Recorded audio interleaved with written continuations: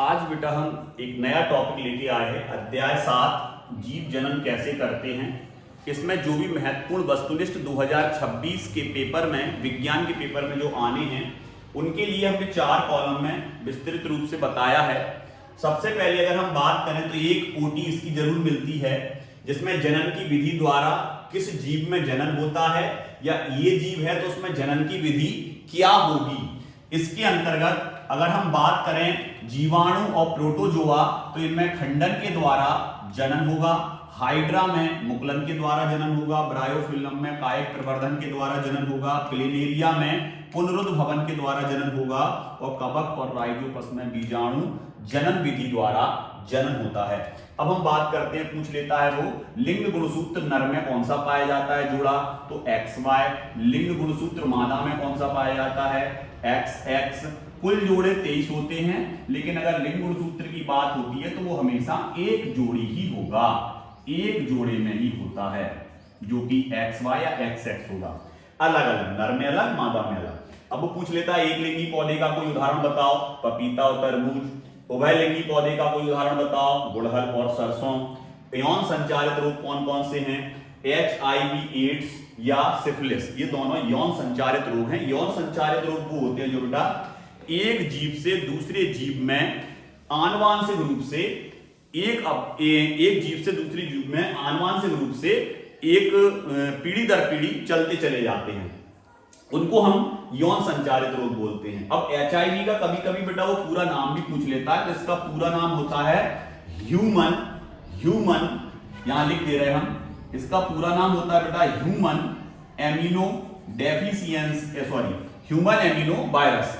तो अगर बात करें हम इसका पूरा नाम की, तो ह्यूमन अमीनो वायरस ये आ जाता है। एड्स का कभी कभी पूरा नाम पूछ लेता है, जिसका पूरा नाम होता है एक्वायर्ड एमिनो डेफिशिएंसी सिंड्रोम।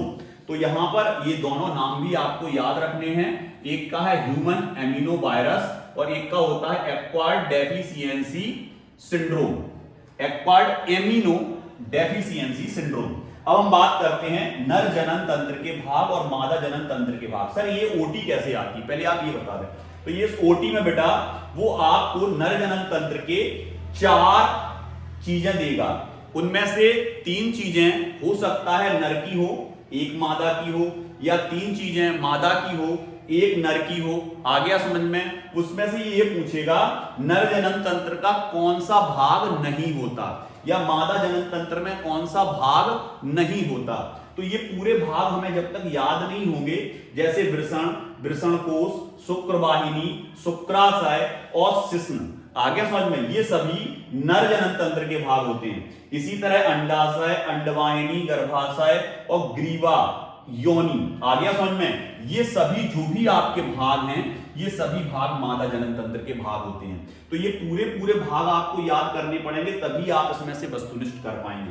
अब हम बात करते हैं पुष्प से संबंधित, बिल्कुल पूछा जाता है, नर भाग को क्या कहते हैं पुष्प के, पुंकेसर। मादा भाग को क्या कहते हैं, स्त्री केसर। इसके अलावा अगर हम बात करें तो जो पुंकेसर होता है वो 3 भागों में विभाजित होता है। सबसे ऊपर का भाग परागकोश कहलाता है, जहां पर परागकोश तंतु से जुड़ा होता है उसको क्या बोलते हैं, उसको योजी या संयोजी बोलते हैं। क्लियर। इसके बाद मादा भाग की अगर स्त्री केसर, मादा भाग को क्या कहते हैं, स्त्री केसर। ये इसका मादा भाग है, ये पुष्प का नर भाग है। ये भी आपका 3 भागों में विभाजित होता है। सबसे नीचे होता है अंडाशय, अंडाशय के बाद एक पतली नली जो निकलती है उसको बोलते हैं वर्तिका, और वर्तिकाग्र सबसे ऊपर वाला भाग होता है। अब वो ये कहता है कि परागकोश से जब परागकण निकलते हैं तो वो पुष्प के किस भाग पर पहुंचते हैं, ऐसा वस्तुनिष्ठ हमने देखा है, बिल्कुल आता है कि परागकोश से जो परागकण निकलते हैं वो पुष्प के किस भाग पर पहुंचते हैं।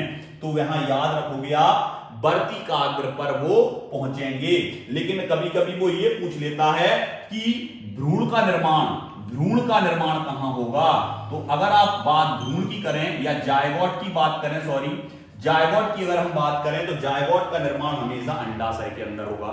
क्लियर। ये चीजें आप याद रखोगे, और इस तरह के अध्याय में, और अगर आप चाहें कि हम अगले अध्याय का भी एक और ऐसा ही वीडियो आपको बनाकर दें, तो आप इसको लाइक सब्सक्राइब चैनल को करें और ज्यादा से ज्यादा कमेंट्स करें और आप क्या चाहते हैं कि हम किस यूनिट का इस तरह से ओटी बना के दें, आप हमें बताएं, कमेंट्स बॉक्स में कमेंट करें, हम आपको जरूर बना के देंगे। क्लियर? सभी लोगों के लिए 2026 के पेपर के लिए पहले से ही शुभकामनाएं कि आपका पेपर अच्छा जाए।